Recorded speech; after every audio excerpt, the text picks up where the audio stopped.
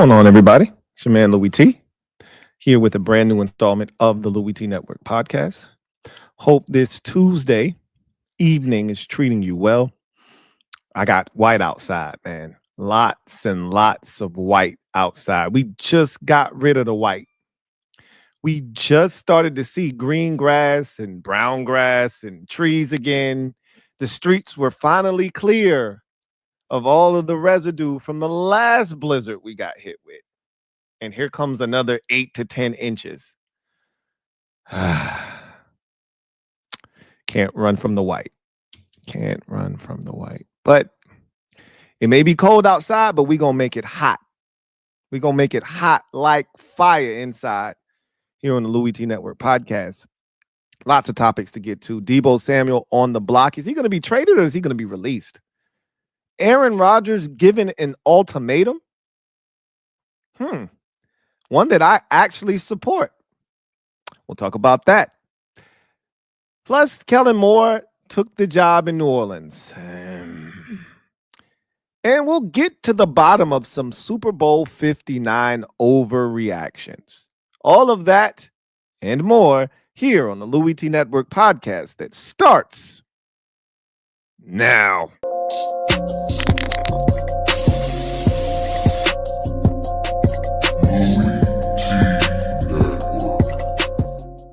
The Louie T Network is powered by MusicHead University. MusicHeads, classes in session. Turn me up. Enroll on YouTube now. Link is in the description.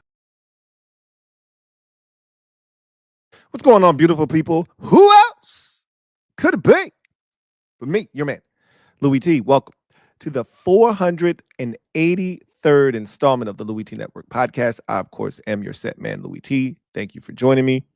Hope everything is going well in your neck of the woods. And I hope this Tuesday evening is treating you splendidly. As I said at the top, lots and lots of stuff to get to. So we're going to do that. We have a new Super Bowl champion. Congratulations to the Philadelphia Eagles. There isn't a less deserving fan base of that championship, but that's a damn good football team. So congratulations to the Eagles and their fans for their latest Super Bowl chip. And I was just talking to my uncle, who is a Chiefs fan. I think I've told you guys that on numerous occasions. And he was so disappointed in his team's performance. Rightfully so, but not discouraged, as he shouldn't be. And we'll get to that in some way, shape, or form on today's show. But with that said, let's jump into the gem dropping session, shall we? I think we shall. Let me drop this gem on your melon. Open your mind, let your conscience be free. You're now rolling with your man, Louie T double E. Let me open you up. Get you thinking a little bit. So that's kind of where I want to start. Super Bowl overreactions.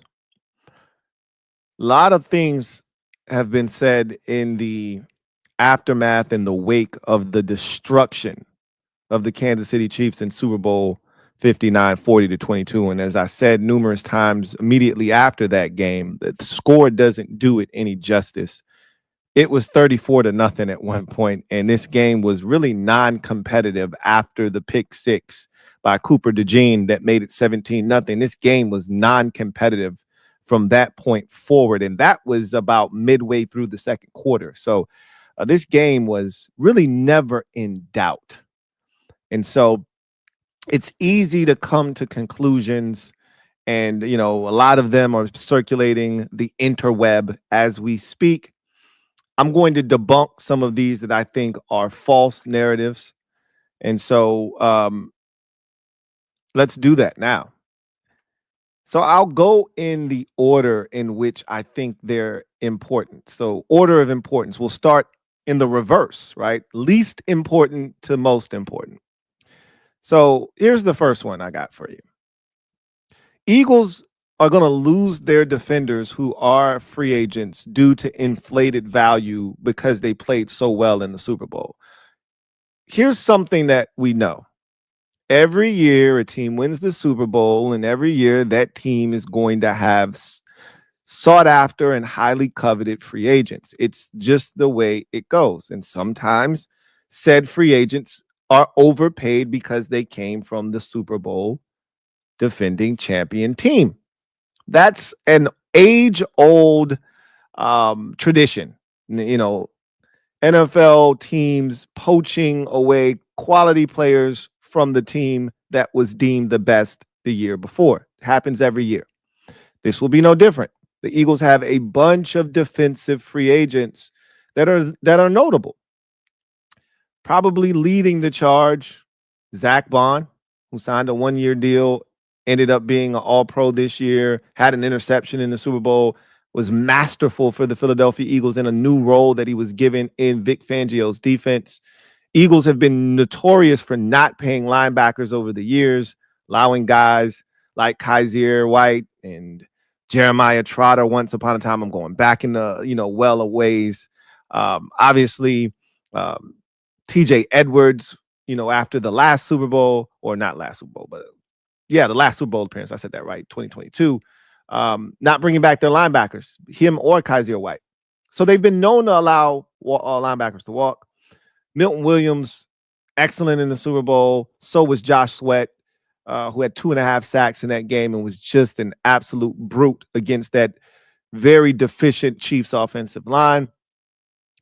So one can argue that there are some things that the Eagles have to address. But are they going to be overpaid? Are they going to price themselves out of the Eagles market? I don't think so.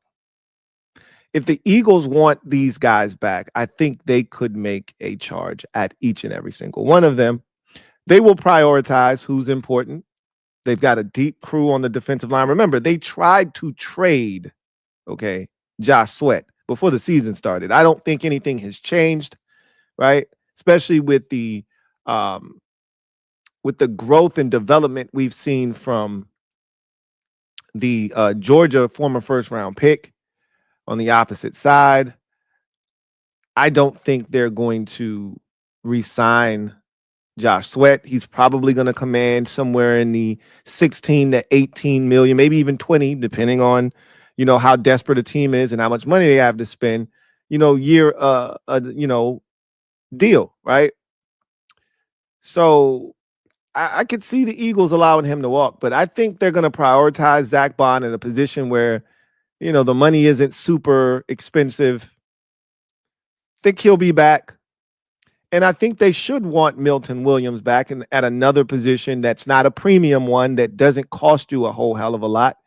But again, they still do have Jordan Davis and Jalen Carter. Now, both of those guys have fifth-year options. Both of those guys are first-round picks. So again, the need isn't as great. But I think you want to keep that rotation somewhat intact. This is a very deep defensive line draft class. And for that reason, I wouldn't be shocked if they allowed him to test the market and somebody pays good money for Milton Williams as well. Whatever the case may be, I don't think there's going to be this, drastic overvaluing of those free agents. I just think the Eagles have a decision to make. Either they're going to pay them or they're not going to pay them. And one thing we can't question is the Eagles' decision-making when it comes to moving on from, pieces and parts that become free agents. They usually retain the guys that they need to. And they made a mistake on CJ Gardner-Johnson. They made a mistake. They admitted they made a mistake by bringing him back immediately the following year, right? And they never wanted him to leave in the first place. He felt slighted by the deal that was offered, thought he could get more in the open market, ended up having to settle for a one-year deal in Detroit. Didn't go well in Detroit, and he came, squabbling back to the Philadelphia Eagles, and it all worked out in the end for all parties involved. So we'll see what they decide to do. Next, Super Bowl 59 overreaction. And this is more of a reaction to last year's success of the open market with running backs, but Saquon Barkley in particular. There will be a running back market increase. There will be a running back market increase. Now, Saquon didn't have this, destructive Super Bowl 59 performance to cap off what was a monumental and almost historic year this season, rushing for over 2,000 yards. Easily could have, written the record books had he played in Week 18 versus the Giants. Derrick Henry rushed for over 1,800 yards, I believe, this season. Josh Jacobs was really good in Green Bay. The list goes on. I thought DeAndre Swift was solid in Chicago. Yada, yada, yada. I don't think those guys having the success that they had is going to have any bearing on the free agent running back market moving forward. That was an anomaly type of free agent class of running backs, right? You're not going to see that happen for another 6, 7, 8 years, where 3 guys of that caliber are all available in the same offseason and have the type of impact that they ultimately have on their new teams. It just doesn't happen at the running back position all that often. Running back is a devalued position.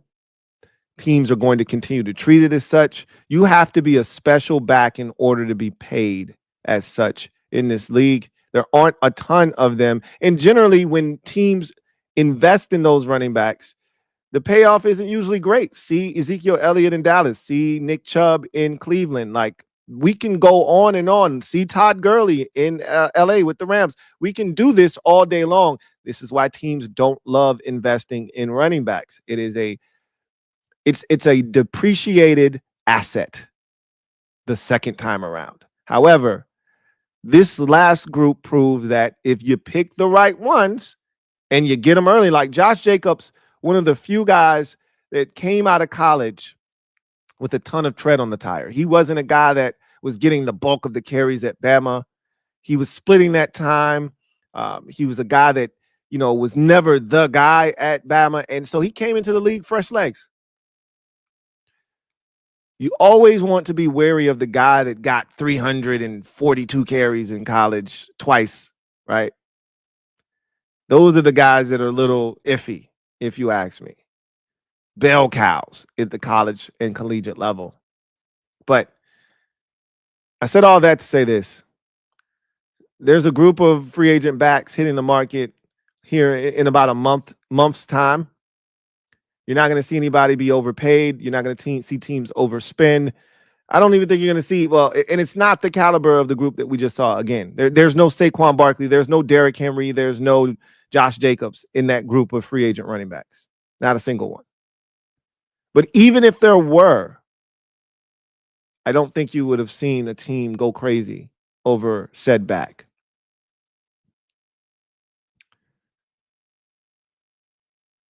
Now we get to the brass tacks of things. Now we get to the real topics of conversation, the juicy ones. I got one for each team. First up, Jalen Hurts is a top 5 quarterback now. Is that an overreaction? I'm asking you. I have my thoughts on the subject, and I'm going to give them to you here in a second, but I'm asking you, is Jalen Hurts being now crowned as a top 5 quarterback? By some, not all. This is not a universal opinion. But he is in that discussion now. Is that an overreaction to him winning the Super Bowl? So here's my thoughts on this. Jalen Hurts being placed in the top 5 is an overreaction if he's being placed in that realm, right? But here's what's not a overreaction. The conversation surrounding Jalen Hurts being a top 5 quarterback. That is not an overreaction. You win a Super Bowl, you deserve to be in that conversation. If you've already been hovering, see, this is where a lot of people had to go back and apologize, and a lot of people were eating crow over the last, 36 hours here or so, because so many people were disrespectful to Jalen Hurts and where he was in the pantheon of quarterbacks in the NFL. See, if you had him 14th or 15th in the league, you were being disrespectful, and you deserve all of the, shade and all of the energy that people are devoting to you today. You deserve that, because he was never out of the top 10, if you ask me. He had never done anything that would put him out of that conversation. He was always somewhere in that 7 to 10 range for me. And I could give you the guys that were ahead of him, right? We all know about Allen, Burrow, Jackson, Mahomes. Those were givens, right? Stafford was ahead of him. Justin Herbert was ahead of him prior to this season. For me, I can't speak for anybody else. And then for me, Hurts was 7th. That's what the list was going into the season for me. Okay. Now with Jaden Daniels' emergence, and if you wanted to put CJ Stroud ahead of Jaden Daniels or Jalen Hurts before this season, go right ahead. Again, 7 to 10, anywhere in that neighborhood. He was never outside of the top 10. But that's where he was for me, 7. I had CJ Stroud behind him.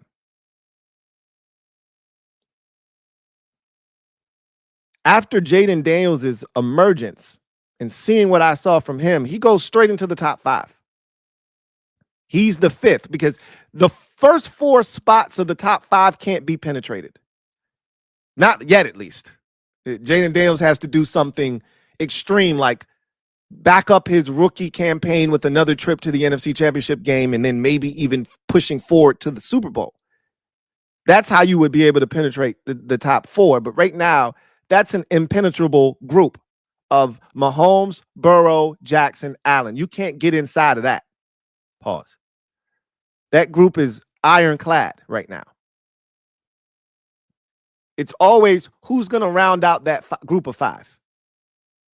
And every year we do this thing, right? Where because it's up for grabs, the guy that wins the Super Bowl, all of a sudden he's thrusted into that conversation. It was Matthew Stafford 2-3 years ago when the Rams won the Super Bowl. Oh, Matthew Stafford's top 5, right? Then as he gets older and the Rams don't get back, he starts to be not far, right? He's still there, 6, 7. He's knocking on the door, right? But he can't come in. You keep on knocking, but you can't come in. He keeps on knocking. Hey, it's Matthew out here. Can I come back inside? And they're like, nah, I think you're on the outside of the top 5, bro. But you stay close. You never know. Hell, you were, one fumble and maybe a completion or 2 away from getting to the NFC Championship game this year. So you stay close, but no, you can't come in. I think most people are turned off right now by Justin Herbert. His performance against the Texans was one of the worst I've seen from him, and there's no excuses for it other than he doesn't have a lot of talent, but that wasn't a lack of talent around him issue. He didn't play well, and he refused to run. I have an issue with that. You have attributes that other quarterbacks would kill to have, and you refuse to use them. That's a problem for me. That's part of my issue with CJ Stroud. Which is why I can't put him in this conversation, because he refuses to run consistently. And when he does start to run, I think it would change the way people like myself view him. Your legs are an asset. But by no means is Jalen Hurts a top 5 quarterback. He's not better. And again, my measuring stick is always the same, right? It never changes. It's one thing that I proclaim to be is consistent. If you're starting an NFL franchise, give me the 5 guys you would choose. Non-Eagles fans aren't going to choose Jalen Hurts. Eagles fans will choose Jalen Hurts. But for the sake of being objective, if I'm asking you to start an NFL franchise and I say, hey, you get to choose 5 quarterbacks, put them in order, which 5 you choosing? I can't find anybody that, and you might find 1 or 2, outliers. Hell, somebody voted for Brock Bowers to win Offensive Rookie of the Year. You'll find an outlier, somebody that wants to be different just for the sake of being different. But I don't think you're going to find many people that are going to choose Jalen Hurts as a guy that they're starting their franchise with over the other 5 guys that I've already talked about. But this is the thing that he has, and this is why this conversation is now legit. And if somebody does want to put him in the top 5, they've got a legitimate argument, or at least one that you're willing to listen to. He just won a Super Bowl. And guys that are in the top 5 currently don't have one. The only one that does is Patrick Mahomes, okay? Hell, the only guy that's even been to the Super Bowl outside of Mahomes in the top 5 is Joe Burrow. Allen hasn't been there. Jackson hasn't been there. So, again, Hurts has something that a lot of guys in the league who we talk about as being the best of the best don't have. But by no means has my perception of Jalen Hurts changed. All he's done, and I talked about this on the preview and prediction show or the podcast episode before that. It was either 482 or 481 when I talked about legacies, right? I said Jalen Hurts has a chance to cement his legacy. Same with Nick Sirianni as his head coach. And that's what they both just did. Hurts is a good quarterback. I've been saying that for a very long time. Here's where people get misconstrued with Hurts, especially Eagles fans, is they want him to be something that he's not. And that's where the signals get crossed. Because I'm giving other quarterbacks credit doesn't mean I'm discrediting your quarterback. I just don't think he's as good as those guys are. Given the circumstances, he's thrived. But with all things equal, we've seen him in a less than advantageous situation. We've seen that from Jalen Hurts, and it didn't go well. We've seen him when things have been increased around him, and he's been put into a great situation. What we learned about Jalen Hurts is he can win when the situation is ideal around him. That's been proven. He's a damn good quarterback. But what happens if things aren't ideal? That's what separates the greats in this league. That's what separates the greats in this league. The ones that are top 5. Because it's like I tell you all the time, it's levels to this shit. We've seen different quarterbacks, the guys in the top 5 in particular, drag their teams to success even when their rosters suggested that it shouldn't be. We've seen that happen. Burrow did it in his second season. Hell, you could even argue, look, they didn't make the playoffs, and we talk about this with quarterbacks, and winning is a team stat, but you know the quarterback gets a lot of the praise when they win, a lot of the blame when they lose. But that Bengals team last year, that's a 2-win at best team without Joe Burrow. 2 wins. They couldn't stop a nosebleed. That defense last year for the Bengals couldn't tear through a wet paper towel.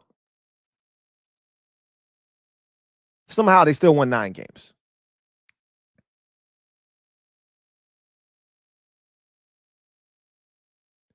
We've seen Lamar Jackson. And that's a good team around Lamar. And Lamar's had a lot of good teams around him. Same with Josh Allen. I think this is the least talented team Josh Allen has had around him. This one that he took all the way to the AFC Championship. And if his defense could get a stop or two, if Dalton Kincaid could catch, if Chris Jones, his head isn't in the way on a quarterback sneak that I think Josh Allen converted on, we might not be having this conversation, and the Bills might have made it to the Super Bowl this year. But again, if ifs and buts were candy and nuts, oh, what a wonderful world it would be.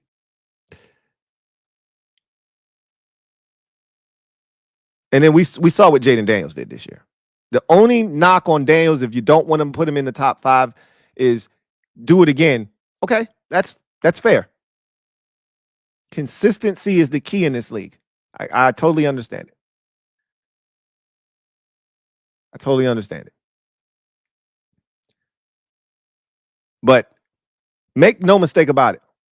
Jalen Hurts being mentioned in that conversation is deserves. But is he a top 5 quarterback now? He's not. Not in my estimation, at least.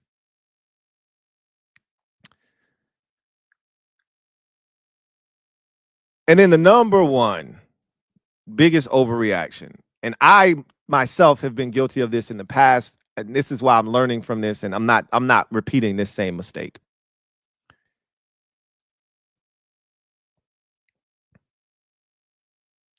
The Chiefs are done.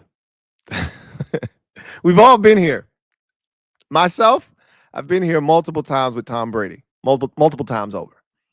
You know how many times after Brady loses a Super Bowl, hell, regular season games. I remember that regular season loss to Kansas City on a Monday night where there's this iconic picture of Tom Brady sitting on the sidelines. They get their asses kicked in this game. This had to be like, I don't know, 2010 or some shit like that. Maybe even 2013 or 14. One of those years right before they ended up going back, or matter of fact, one of those years they went to the Super Bowl. It might have been 2011, right? It probably was like 2015 or some shit like that. It was one of those years they went to the Super Bowl.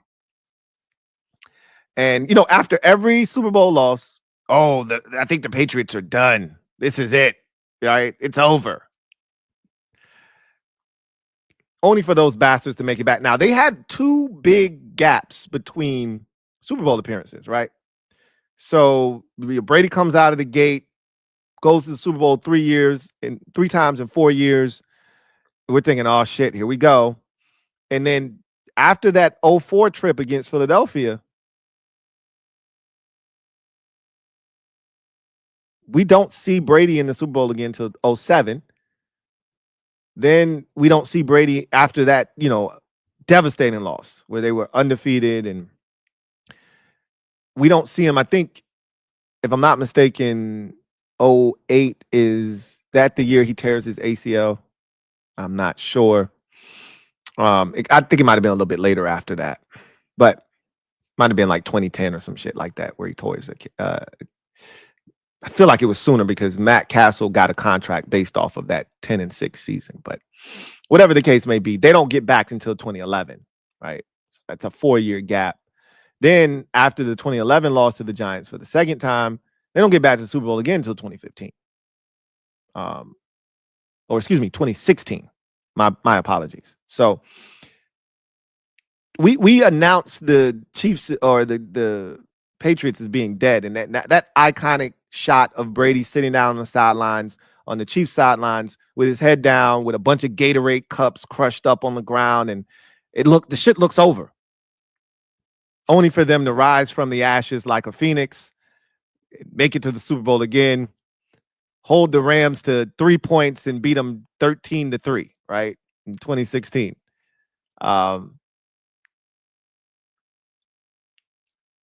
Every time we pronounced the Patriots dead, that loss to the Eagles, that's it. It's over. Brady just got beaten a Super Bowl by Nick Foles. It's over.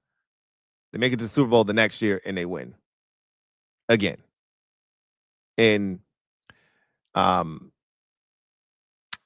that was the 13-3. The first one, 2016, was the epic 28-3 comeback.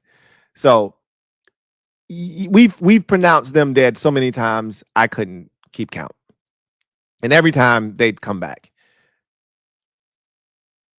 This is the first real adversity because even the 2020 Chiefs, we didn't pronounce them dead. They were just getting started. If I'm not mistaken, Mahomes had just won it in 19 for the first time, and they were going back for the second year in a row in 2020, and they lost. Okay. Happens to the best of them, right? Offensive line, fix the offensive line, Mahomes will be fine. And that was the prevailing thought, and we were right. They didn't go in 2021, got upset by Burrow and company, but they got back there the following year in 2022, won their first of 2 straight and the first of 3 straight appearances, right? Took care of the Eagles that first time, came back, beat the 49ers again last year, and now they get their asses whooped in epic fashion. I mean, God damn it, right? Good googly. That was an ass whooping.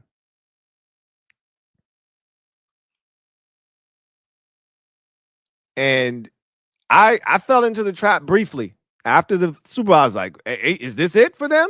Andy Reid isn't getting any younger. Chris Jones isn't getting any younger, right? Travis Kelce isn't getting any younger. Offensive line, while it's a relatively young group, especially on the interior, Joe Tooney isn't getting any younger. You got issues at left tackle. You still do. I don't know, right? Running back position isn't ideal right now. Although I still like Isaiah Pacheco, but that injury, he was never really truly right after that injury this season. He should be fine, but we'll see, right? I can tell you this. You can't win a Super Bowl with Kareem Hunt as your starting running back. You shouldn't be able to, at least. Again, that's the power of Patrick Mahomes, because you shouldn't be in a Super Bowl with Kareem Hunt as your lead tailback. But such is life, right? I like a lot of the parts they have defensively. I don't love any of them outside of Chris Jones and Trent McDuffie. I take that back. I love Nick Bolton, and he's slated to be a free agent if I'm not mistaken. However, I can't imagine the Chiefs letting him walk. But again, when you have other pressing needs, we'll see, right? We'll see what they decide to do. They'll determine what is necessary for success moving forward, and they'll determine what we can live without, what we can replace. Certain things are irreplaceable, others not so much. They'll figure out what's what. I think Nick Bolton is I think he's essential to their success defensively. But we'll see. They let Gay walk last year. Maybe they let Bolton walk this year. Maybe they let Gay walk because they knew, 1, Gay isn't as important. 2, we got Nick Bolton, and he's the one we're going to keep. We'll see. But this is what I can tell you. I don't know how much longer Chris Jones is going to be Chris Jones. Every year it seems like his body starts to break down just a little bit more. Every year he gets a year older. Don't know.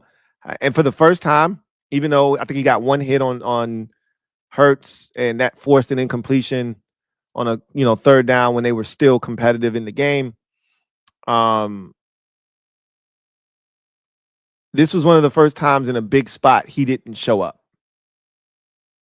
He didn't show up and wreck shop and make his presence felt. And at one point he left the game with an injury. He did return, if I'm not mistaken, but how many more years does he have of playing high-level ball? Travis Kelce looked old and slow in this Super Bowl. But you could say that about him for most of this season. He still made plays, but they just weren't on the same page. Kelce's never been the fastest guy to begin with. How many more years does he have left in the tank? Juju Smith-Schuster and Devontae or DeAndre Hopkins, these are all older receivers, right? Chiefs, they can replace those. They got Patrick Mahomes at quarterback. It doesn't really matter, right? We say that, but we don't mean that. But we say that because it's Mahomes. Just find some receivers. He'll be fine. That's not true. But they got some stuff. And don't forget, they got a receiver coming back from injury that's pretty young and pretty talented. As long as his recovery goes smoothly, they should be fine at the receiver position, along with Xavier Worthy coming back and doing what he did in his first appearance in the Super Bowl. They should be just fine at receiver. I said all that to say this. As long as Andy Reid and Patrick Mahomes are intact in Kansas City, they're going to be around. Just like Brady and Belichick in New England. As long as those two were on the same page and they weren't at each other's necks, and they were still locked in. They weren't going to go away. The only one I worry about is Reed.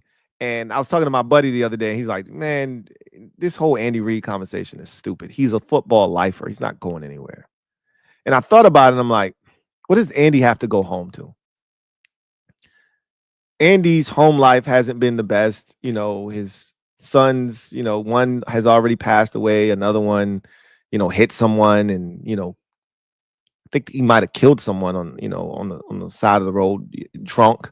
Like, I don't know. And again, I don't like speaking on people's home lives. I don't know his home situation, but I don't know if he's a guy that can exist. A lot of these guys can't exist without ball, which is why you see these dudes coaching till they're 70, 72, 75, because that's all they know. That's all they've been a part of for the last 40 years is ball.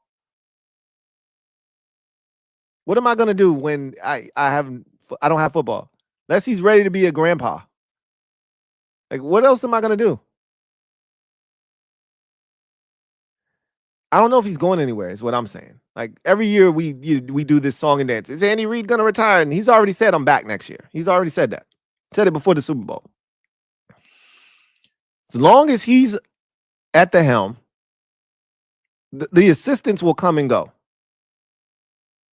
As long as he's there and Mahomes is there, the Chiefs have a shot. Mahomes, he just turned 30, guys. He's not going anywhere. He'll be here for a while. So as long as Andy Reid is his head coach, the Chiefs will be around. So, yeah, this was pretty bad. This was an epic ass whooping. It looked bad, and I'm not even a Chiefs fan, and that shit hurt me. But they'll be back. They're not done. Don't let anybody try to sway you or convince you otherwise. I heard some of the dumbest arguments after this game or during this game. This Chiefs team wasn't any good. They were lucky to be in the Super Bowl. And I'm like, oh, really? Like, yeah, we saw a lot of the close finishes. That's a part of the game. I mean, hell, my Commanders, how many close finishes did we have? I wouldn't term any of them outside of the Hail Mary as luck. But sometimes it's better to be lucky than good. We didn't have to block any field goals to win any games or anything like that, but it didn't matter. A lot of close finishes. Nobody's giving those back, by the way. A close win is a win, nonetheless. And the Chiefs, yeah, they had a bunch of them. But they also have the best quarterback in the league who knows how to win close games. So what are we talking about? This notion that this Chiefs team wasn't any good. This is the most talent Mahomes has had surrounding him since his early days, probably going back to 2019.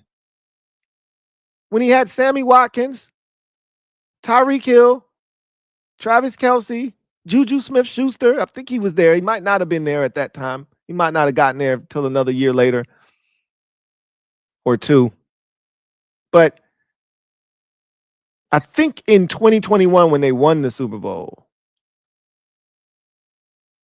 not 2021, 2019, when they won the Super Bowl against the 49ers the first time, that's as talented a group as Mahomes has had around him, I think. This group that he had this year, now, for whatever reason, they couldn't gel. They didn't gel, maybe because some of the pieces got there at different times. You know, Pacheco's injury didn't help the run game. Obviously, Hollywood Brown's injury, he didn't come back until like week, 17, 18. So I guess some of that, you know, losing the receiver, the SMU receiver, I don't know why I can't think of his name, early in the season, who was one of, you know, vastly becoming one of Mahomes' go-to guys. It hurt. And you trade for DeAndre Hopkins. Obviously, it's hard for him to get, you know, intertwined into this offense. But make no mistake about it. I just said DeAndre Hopkins, Juju Smith-Schuster. Like, if Juju Smith-Schuster is your fourth option, you're doing pretty damn good for yourself. So that's a pretty damn solid fourth option to be throwing a football to. behind Xavier Worthy, DeAndre Hopkins, Travis Kelce. It's a pretty damn good fourth option, if you ask me. So I don't want to hear about this lack of talent and all this bullshit. And they were lucky. You don't get lucky and go 15-2. That's not how that works. One of those two losses, by the way, they didn't play their starters. Like that ain't luck to me. The Chiefs will be fine. All right. Rashid Rice. Thank you. Thank you, guys. Rashid Rice. Like, let's stop that. And he'll be back next year. Don't know, if he'll be back to being the Rashid Rice, but it's not like his game was predicated on speed or anything like that. So we'll see what he looks like when he comes back next year. The injury happened very early in the season, so he's got tons of time to recover, and my guess is he'll be ready for camp. And you couple him with Xavier Worthy and the experience he's gathered in his rookie season, and those two can be more than enough with a sprinkle of Travis Kelce. Because Kelsey's not retiring. That's not the last game he's going to play in. That's not the final taste that he wants in his Hall of Fame career mouth. Pause. That ain't how he going out. So he'll be back. He'll be back. Anyway, I digress. Let's get to social media maneuvers. I'm a midday marauder. Y'all know what it is. If you're out there, you want your comment read on the air, use the hashtag LouieTLive to have your comment read on the air if it is pertinent and time permits. But if you want to ensure that your comment is read, super chats are the way to get that done. That'll allow you to jump straight to the front of the line and have your comment read on the air and reacted to in real time. So I'm going to start the conversation off, and then we'll head into the comment section to see what you guys are talking about. And I want to talk about the coaching carousel coming to a complete stop. After the Super Bowl win for the Philadelphia Eagles, their head coach, Nick Sirianni, pleaded with offensive coordinator Kellen Moore to let's run it back. Come on, give us a chance. Let's run it back. And although he already knew deep down inside that Kellen Moore was taking that Saints job, it was the worst kept secret before the Super Bowl even took place. Sirianni had to take his last shot at maybe having a Ben Johnson-like change of heart, not in the sense of we got unfinished business, we just fell short, but pulling on the heartstrings of an assistant coach and saying, hey, guy, we could do something special here. Let's run it back and see if we can't win this thing again. And Kellen was like, yeah, I'm good. I'm going to take this job. I pleaded with Kellen Moore not to take this job. And my wife asked me, what is he doing? Why did he take that job? And I said, that was the first time when she asked me the question that I played devil's advocate, because the entire time I'm like, you'd be a dummy. Don't take this job. But when she asked me, it was the first time I played devil's advocate, and I looked at it from the lens of Kellen Moore. And here's what I will say. No, this is not a great job, and I feel like he's just walked into his own head coaching death here in New Orleans. It's a bad job. No cap space, not a lot of young talent, not a great option at quarterback. It's just not a great job. It's why it was the last one to be filled. It's why nobody wanted the job, why it was the worst job going into the coaching cycle, and why it was, I mean, the message was loud and clear. When all of the chairs in this game of musical chairs that we play every year with these coaches, when all of the chairs were filled except one, yet there were still coaches dancing around. Nobody wanted to sit in that chair when the music stopped. There was a reason.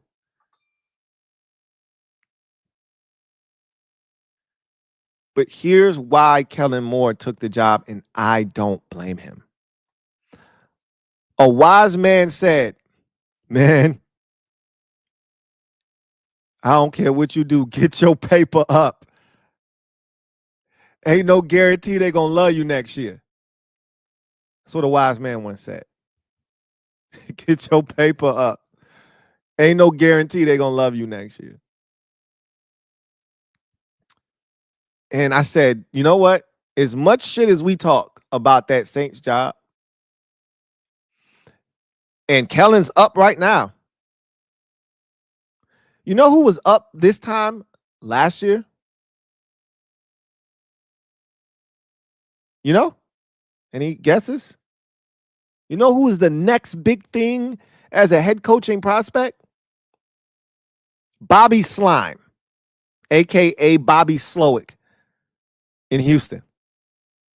They even gave him a pay bump to keep him in Houston so that he wouldn't take a head coaching job last year. Hey, we're going to pay you. We know you have options. We want you to stay here and run it back with us. Get some more experience.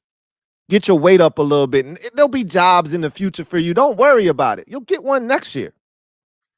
And Bobby Slime was like, yeah, you're right. I'm going to stay put. I think I got a good thing going here with CJ.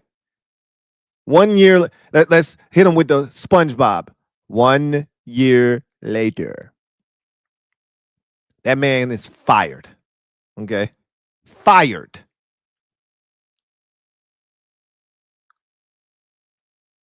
Like those aunts in the Geico commercial. Expired. Expired. Expired. That man, OC job, expired. Expired. I'll give you an even more relevant case study.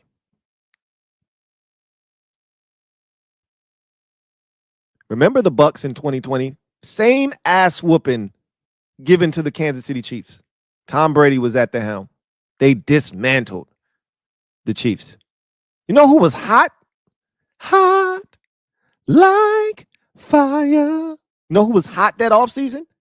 Offensive coordinator Byron Leftwich. As a matter of fact, the Jags came knocking. His former team that spent a first-round pick on him out of Marshall said, hey, man, we'd love to bring you home, bro. What do you say?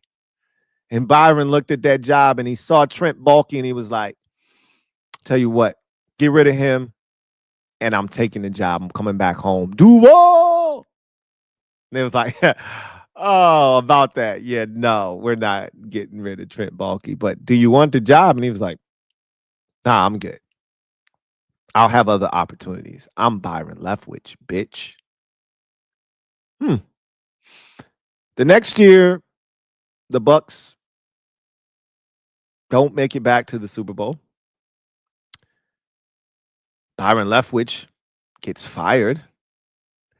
And I haven't heard his name since then. Clearly hasn't been a head coach. I don't even think he's been an offensive coordinator again. So you see, boys and girls, men and women, children of all ages, there's no guarantee they're going to love you next year, as a wise man once said. Ain't no guarantee they're going to love you next year. One thing happens to the Eagles next year. I'm not putting any bad juju out there, but one thing happens and they go 8-9 next season. You think they're going to be beating down Kellen Moore's door this time next year? This man's been looking for an opportunity. Thought he was going to get something after the Dallas job he did. He only got another OC job. Went to the Chargers, didn't go as well. Came here to Philadelphia, got it done, and he sees an opportunity and he's like, I'm not going to pass this by because I don't know if my time will come or not. And this is where you got to believe in yourself. This is where you got to bet on you. This is not a great gig. This is not a great opportunity, but it is an opportunity nonetheless. And while I don't necessarily agree with him taking this job, I would have gone back to Philadelphia.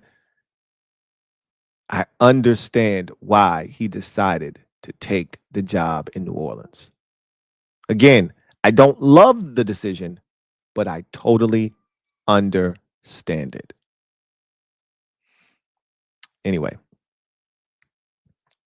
I digress. Let's get to the comment section and see what you guys are talking about.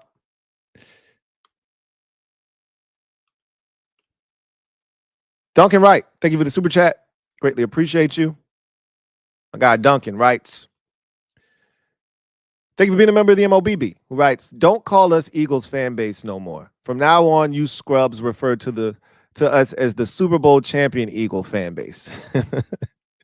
Also, by me, a beer Commanders fans. You guys definitely won the Super Bowl. But you must be outside your damn bird brain mind if you think I'm going to be giving y'all any exclusive titles based off of that. You know, you my guy, though. Somebody get this man a beer. Somebody get this man a beer. You deserve it, man. All the drunken nights, all the stupors that Eagles organization has sent you into, finally was all worth it. Finally was all worth it. Somebody get this man a beer. Get him a cold one. JP, my guy John Perez has been a member for 12 months. Who writes, first off, anybody out there saying the Chiefs run is over, hush. Secondly, can Rodgers please just go away? Thirdly, Washington should get some of these Eagles free agents. Fourth, Luka looked solid last night. So let's attack that one by one. All right. Anybody saying that the Chiefs run is done, hush. I agree. I already said as much. Couldn't have said it any better. Hush. Okay. Be quiet. Sit down and eat your pizza and be quiet. Or, excuse me, sit down, eat your slice of pizza and be quiet. Secondly, can Rodgers just go away? We're going to talk about Aaron Rodgers here in a little bit before we get out of here. And then thirdly, Washington should get some of these Eagles free agents. Now, I suggested, I don't see Washington being super aggressive, trying to poach Eagle players away. But I will tell you that I told you, and I've said this for many a years, somebody's always eyeballing your stuff, okay? I'd be lying to you if I didn't tell you I got an eye on both Milton Williams and Josh Sweat. I think Sweat's going to price himself out of our market. And there's going to be a team like, say, a New England. Now he's got a Super Bowl. He doesn't have to chase another Super Bowl. He needs to be chasing the bag. All right. I already won it all. Now, his biggest goal should be get as much money. Get your hands on as much money as you can. This is the only time he's going to have a chance to maximize his worth. There's not another Josh Sweat massive deal after this one he's about to sign. This is a 1 year or a 3 year deal for Josh Sweat that will put him over the age of 30 when this next contract expires.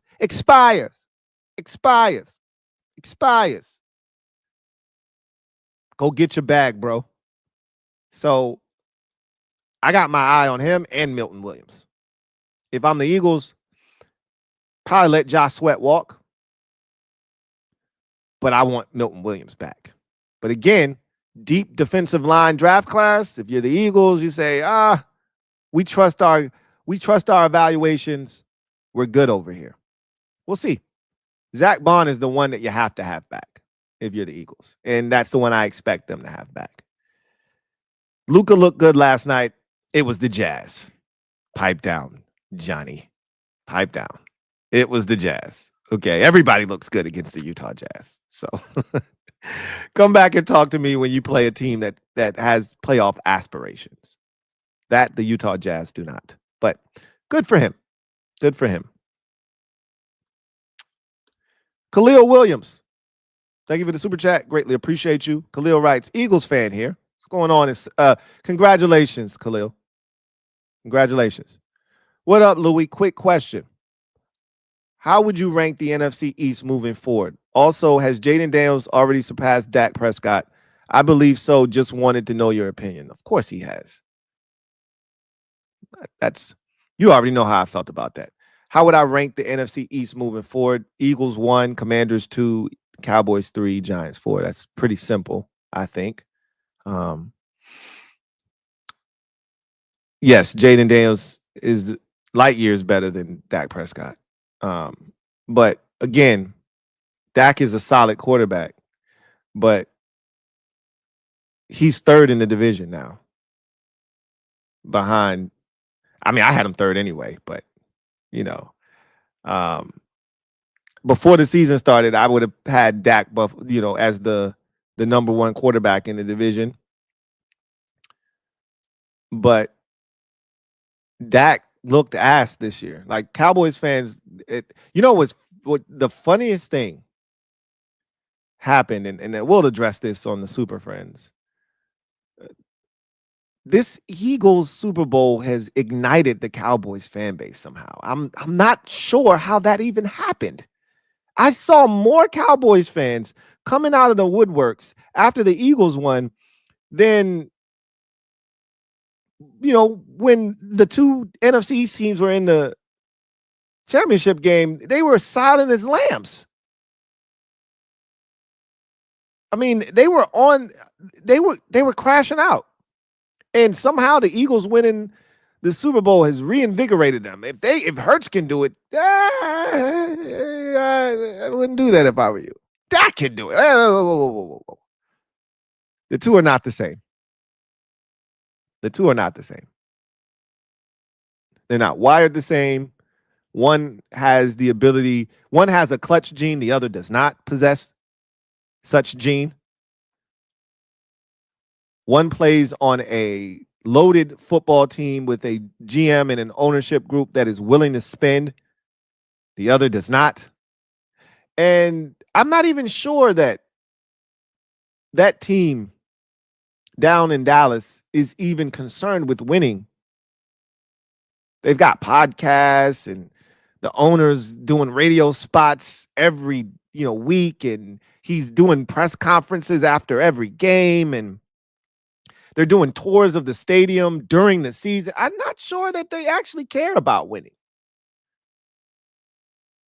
Meanwhile, the other organization is dedicated to doing so. But stay delusional, Cowboys fans, if nothing else.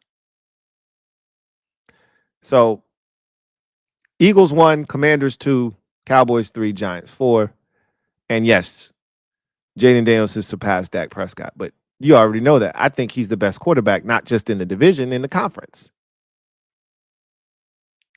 But that's my opinion. Thank you for the super chat, Khalil. Duncan Wright, thank you for the super chat. Greatly appreciate you. Double up. Thank you for doubling up. Who writes, Eagles best Super Bowl ever, 40 points twice. Eagles, definitely. This was, again, and I said this in the moment, this is one of the most dominating and shocking Super Bowl performances we've ever seen.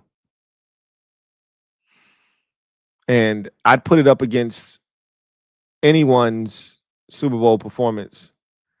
We've seen, bigger beatdowns score-wise, right? We've seen them.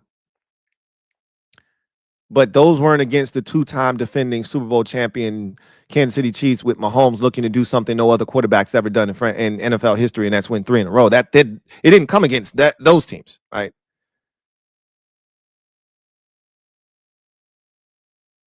I watched the Cowboys beat the Bills 52-14. I watched that Super Bowl. I've watched Doug Williams and the Washington Redskins devour the Denver Broncos. I've seen these Super Bowls, seen the numbers, seen the way that those games look. I watched the Bears destroy the Patriots a million times in that Super Bowl in '85, or probably January of '86.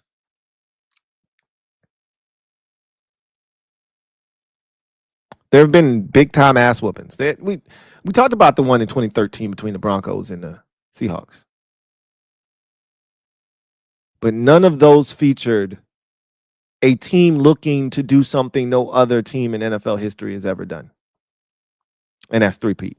None of them featured the, by a wide margin, consensus best quarterback in the NFL. You might have thought John Elway was the best quarterback back in '87 when Doug Williams and the Washington Redskins destroyed him. He might have been the best quarterback in football at that time, but he hadn't won shit. He hadn't proven he could win the big game yet. He hadn't won shit. That was probably his second or third trip to the Super Bowl, and he probably second at that point, and got devoured every time he went. Nobody was afraid of the Denver Broncos with John Elway at quarterback. Jim Kelly, great teams. They didn't know how to win the Super Bowl. Nobody was afraid of them. We ran a train on them in the NFC East. Giants started it. Cowboys finished it.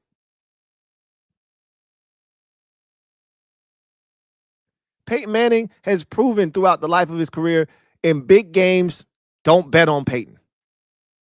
Not surprised. This was shocking. This was stunning.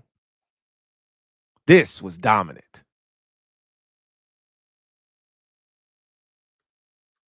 Duncan Wright.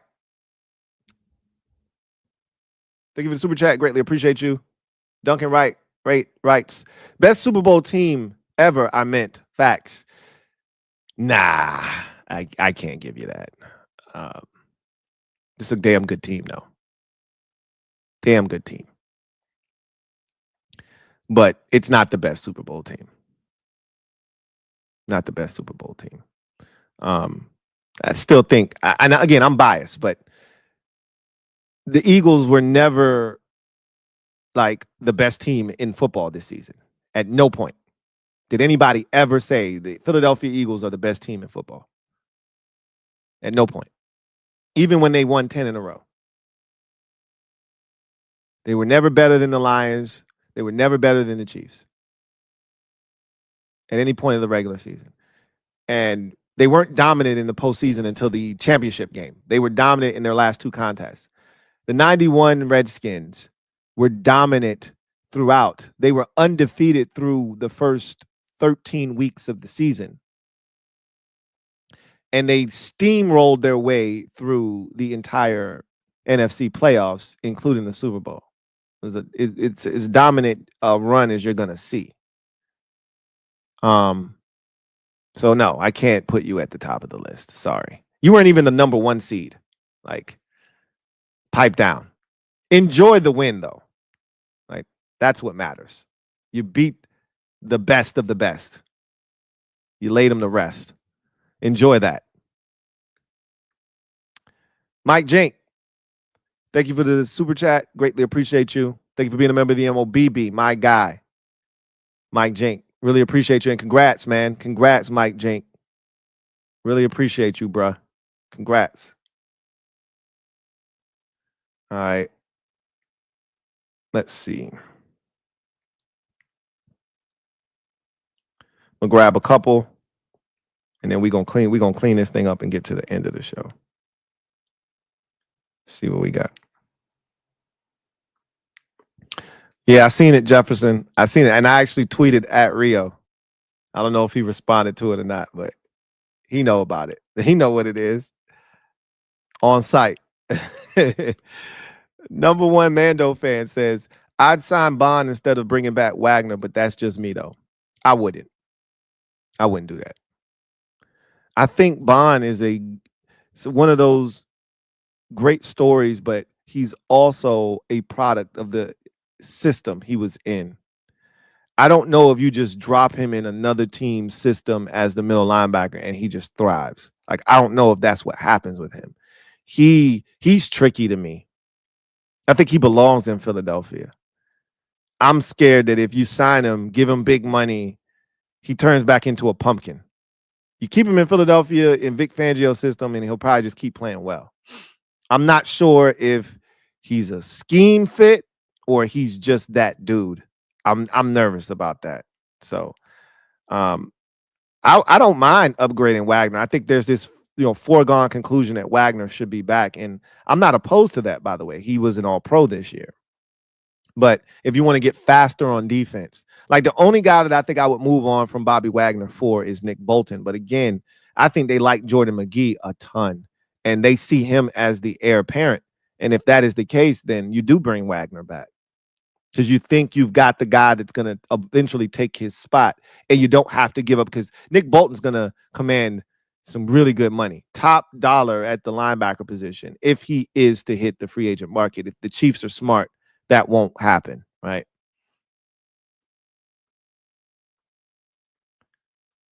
Let's see.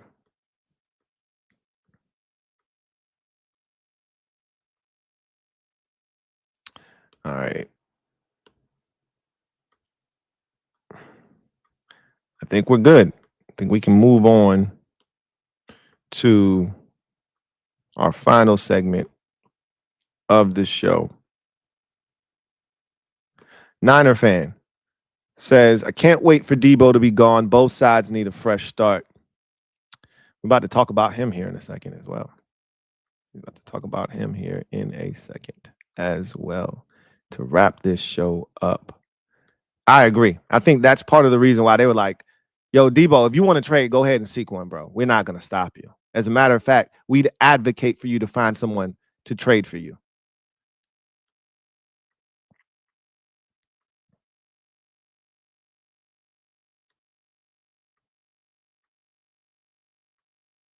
All right. So let's get to our final segment on the show. You already know what it is. Garbage time. So let's talk about it. Two guys in particular, and I think they're going to start a dialogue that I believe is legit. Like, and it's not for everybody, right? Some teams probably don't have an issue with this. I've said this already. I'm not okay with it. So let's talk about it. So let's start with Deebo Samuel. Word came out, I want to say it was right before the Super Bowl, that the 49ers had given him permission to seek a trade.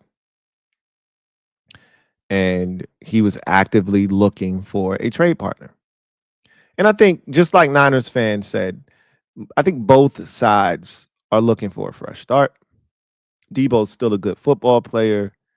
It did not end particularly well for him last year. We all watched that game against the Rams, a pivotal game when they were trying to resurrect their season, and he drops what would have been a touchdown. It was a slant on a wet, nasty day, wide open. He's on a dead sprint. Purdy, who did not play well in that game, put it right on him. And if he scores that touchdown, the 49ers are going to win that game.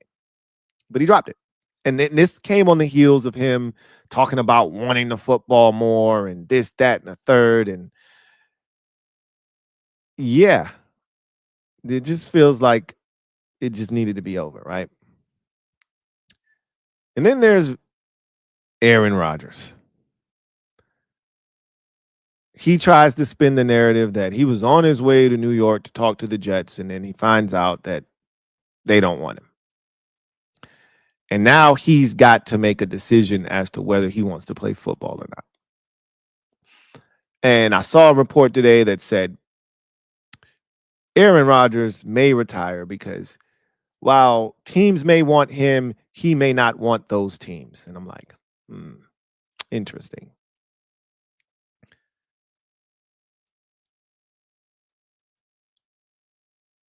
But the thing that really caught my eye in terms of Aaron Rodgers, is why the Jets decided we're good. Now, I can't confirm this. I can't confirm nor deny this, but I believe it. You come in, you want to set the tone, you want to set a culture. We got certain things that we do and don't do here. And I think Aaron Glenn is a man of principle. So here's the first thing we're not going to do. We're not having any podcasts. You're not going on anybody's show on a weekly basis during the season, talking about shit to people. That's not what we do here. We got a grievance. We air it inside the building and we handle it like men. You're not going to be going out here talking about our dirty laundry to Pat McAfee and millions of people on the air every week on a Tuesday. Shit ain't happening. So either you stop doing that or we stop doing business with you. What's it going to be? Now, I don't know what his response was to that. Maybe Aaron said, no, I'm cool with that. I respect that. I doubt that's what he said. It's Aaron Rodgers. He's got an ego the size of the moon. I doubt he said, oh, yeah, I'm cool with that. I get it. But to me, that speaks to a larger point. Deebo Samuel fits into that category. Micah Parsons, Darius Slay, Amon-Ra St. Brown, all of these players who have weekly podcasts that they participate in during the season. I don't give a shit what you do in the offseason. I could care less. You could be a part of a rap group. You know, you could be out here robbing banks in the offseason for all. Like, I don't give a shit what you do with your time. It's up to you, right? During the season, you're on my time, okay? And what I don't want you doing is something that could serve as a distraction to the team. Because in order for you to produce great content, you got to talk about some shit people want to hear. You know, we don't want you talking about the glory days at USC when you were in college 7 years ago. No, we want to hear about what happened last week. Why you didn't get it done last week. If your name came up in trade rumors, you got to squash that or you got to talk about that. This is what we're coming to you for. That's a distraction. Every week, Micah Parsons has to talk about this or that for Bleacher Report. He's ranking the teams, and then if he doesn't rank his team or he doesn't rank his quarterback, now it's a story. Now they've got to answer that in the locker room. I don't want that shit anywhere near my team, and I talked about that already. People like, hey, Deebo Samuel's available. First thing I'd say to him is, hey, bro, that podcast's dead. You want to come here? That shit's over with. If you can't dead that, you can't be here. You can take that shit to Denver or Tennessee. Knock yourself out, bro. You can take it to one of them losing organizations and you can do whatever you want. Continue having fun. But if you come in here, let's establish something right now. We don't do business like that here. So I think that's the way that I would handle these situations moving forward. Like, if I'm a team, you can't tell these guys what they can or can't do. But if they're under contract, you can. Right? Hey, bro, no. We're not doing that here. Aaron Rodgers, you want to do the Pat McAfee show? You can do that if you go to Tennessee. You want to go to Vegas and be their quarterback and they don't care? Hey, knock yourself out. But what you're not going to do is if you're going to stay in New York with this Jets organization, what you're not going to do is the Pat McAfee show every week. That's not happening. That's not happening. Deebo Samuel, if you want us to trade for you, if you want us to give up a 4th-round pick, a 5th-round pick for you, you want to be a part of this team, the culture that we're building, what we are trying to do moving forward. Your podcast dead, bro. You want to pick it up in the offseason? You want to talk about the season that was? What you think the upcoming offseason is going to look like? Knock yourself out. From February to June, late June, early July, I don't give a shit what you do. Soon as training camp starts, pull the plug on that shit. We got business to attend to. I hope teams around the league are paying attention and they're watching. Because the shit is a distraction. At least it is for me, in my mind's eye. And Aaron Rodgers, and I told you guys this, and I'm not moving off the spot. He and Kirk Cousins still have football good enough to deliver for an NFL franchise. There's not a lot of starting quarterbacks in the NFL. There aren't 32 good ones right now. Trust me. When the season starts, 3 or 4 teams are going to have bums at quarterback starting for their franchise. If they don't start a rookie, they're going to be starting a bum. And I'm telling you, Kirk Cousins or Aaron Rodgers would be better than the guy that they're trotting out to start week 1 for their franchise. I'm not telling you you're winning anything with either one of them. I'm just telling you that they're a better option than some of these teams are going to trot out to start the 2025 season. But if you're Aaron Rodgers, are you still in it for the love of the game?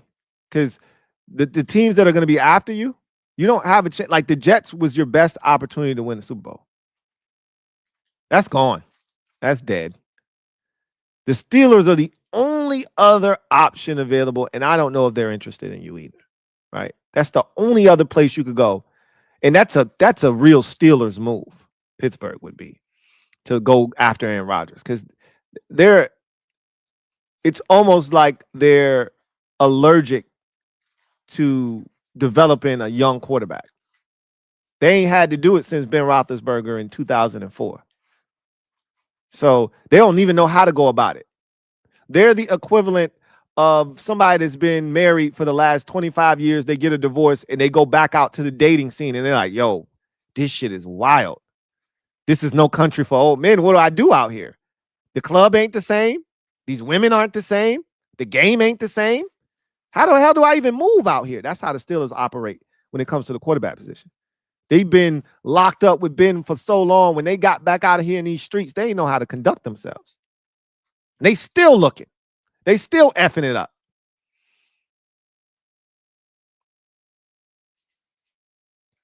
Might be a perfect play for Rodgers, but I can tell you this much. If you're a team looking at Deebo Samuel, looking at Aaron Rodgers, or anybody that is in the media, you got to set some hard guidelines, right? You got to be able to say, nah, that's not how we do it here. At least that's how I would move. Felt like Deebo's podcast was a distraction. He did not play well this past season. It was one of his worst seasons of his career, and he was relatively healthy. It wasn't 100%, but when is Deebo Samuel ever 100% healthy?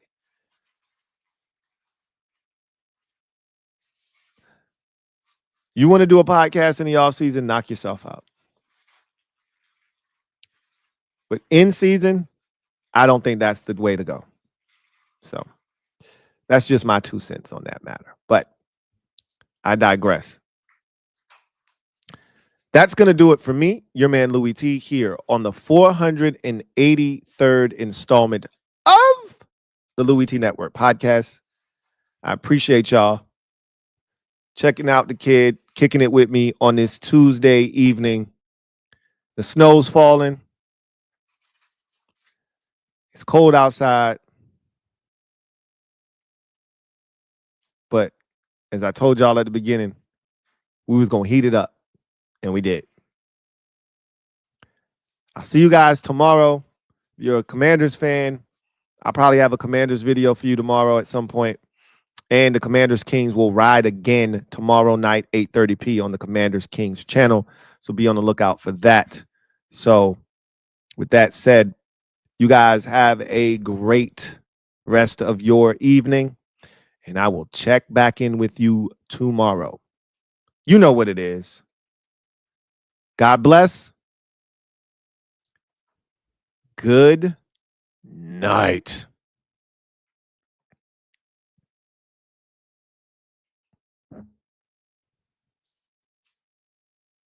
LouieTeeNetwork.